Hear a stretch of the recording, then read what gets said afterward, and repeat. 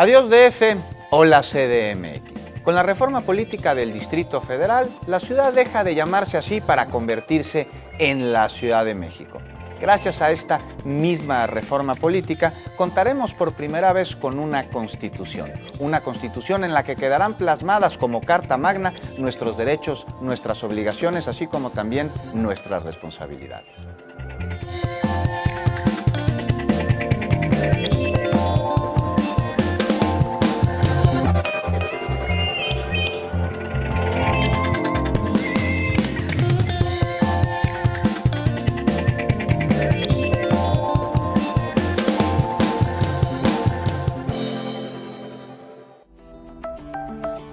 Datos estadísticos sugieren que 6 de cada 10 mexicanos trabajan sin ninguna seguridad social.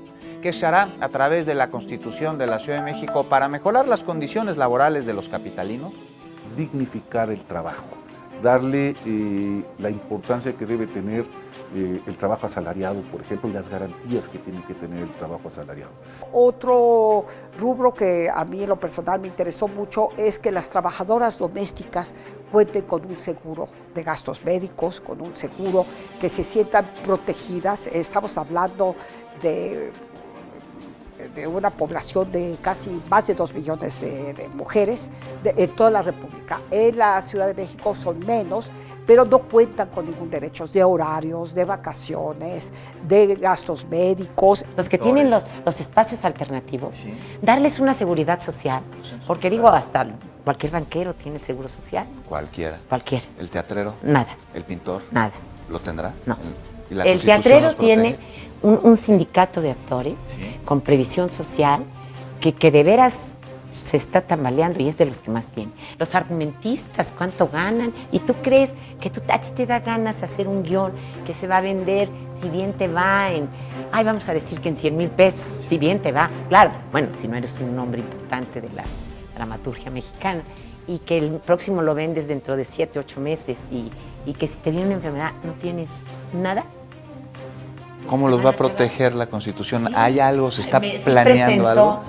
Sí metió Juan Villoro esto, pero en la medida en que pueden las leyes de una Constitución estatal, aunque sea de la ciudad más grande del mundo, sí, pues sí tiene su límite, ¿no? Sí, debemos de pensar en una industria que nos permita establecer negocios que no emitan contaminantes a la atmósfera, que tengan muy baja generación de recursos, de residuos sólidos, que tengan procesos de eficiencia energética, que no utilicen, tengan grandes consumos de agua, pero que nos generen empleos calificados, bien remunerados, más en esta ciudad que es donde existe el mayor nivel de calificación de la mano de obra en el país. El 8.2% de los habitantes de la Ciudad de México no cuenta con el ingreso suficiente para satisfacer sus mínimas necesidades. ¿Qué se hará para mejorar esta situación?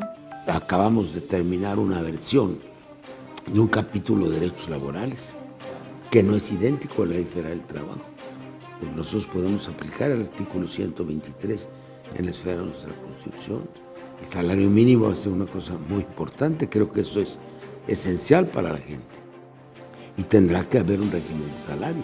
Los de los trabajadores del gobierno de la ciudad los fijará la ciudad en negociación, pero habrá mecanismos que permitan inducir la elevación de los salarios, la permanencia en los empleos. Aspiramos a una renta universal, no sabemos de qué tamaño, para cuánto alcance el pastel, pero una renta mínima universal, lo que sea un estado de bienestar. En la Ciudad de México convivimos con al menos 500,000 de personas que tienen algún tipo de discapacidad. El 90% de ellos no cuenta con un trabajo. Por eso, la redacción del proyecto de Constitución para la Ciudad de México prevé que tengamos una política laboral más incluyente.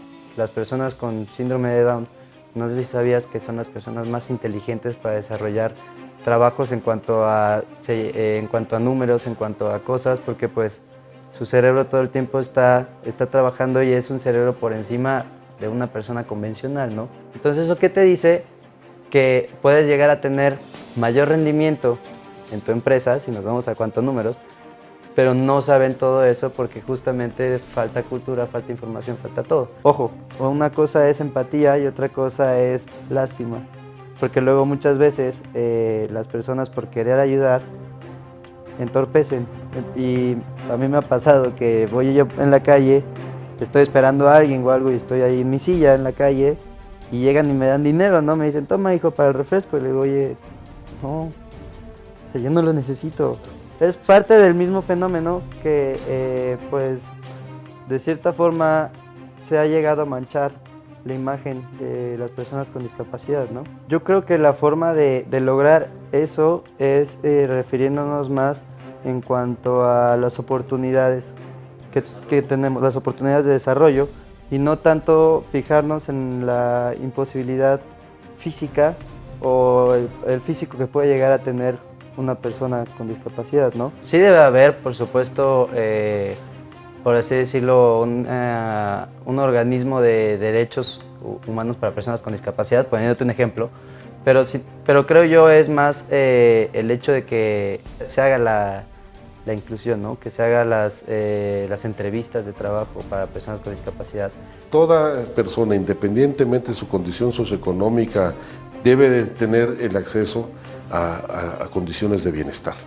Y los grupos vulnerables, que son muchos lamentablemente, deben de tener acceso a algunos beneficios de programas que les permitan enfrentar su situación de adversidad y generar condiciones para insertarse socialmente. Ya hay muchísima población indígena que ahora dentro de esta ciudad maneja la información, maneja la tecnología, maneja las radios. Hay muchos programas de radios que están siendo conducidos por indígenas dentro de esta ciudad y que pues están trabajando en un esquema donde la ciudadanía toma otros rostros. Pensamos que pueden quedar anunciados bastantes derechos, pero que si no tienen presupuesto etiquetado, que si no tienen una nueva relación política entre los gobiernos, el poder legislativo en su momento, las alcaldías y los pueblos indígenas, pues la ciudadanía va a tomar seguramente un rostro bastante pasivo y queremos que tome un rostro activo. Más del 60% del territorio de la Ciudad de México es zona de conservación ecológica. Es debido a esta razón que los temas ambientales ocupan un importantísimo lugar en la redacción del proyecto de Constitución para la Ciudad de México. Es un área de protección ecológica, es un área de altísima productividad agrícola, de las más altas del mundo. Hay productos ahí que pueden hacerse 9 cosechas al año. El promedio son como 4 o 5 cosechas. O sea, es una altísima productividad con una tecnología prehispánica que no necesita ningunos fertilizantes ni nada. Y la estamos destrozando, ¿no? Y es un área de recreo para nosotros y para el turismo, un área bellísima, ¿no? Y la estamos destrozando. O sea, esto tenemos que protegerlo, proteger nuestro patrimonio y sí, va a haber cosas importantes sobre eso. La Ciudad de México no solo se vive, también se escribe. Hagamos historia, eres parte del proceso. ¿Cuál es tu propuesta?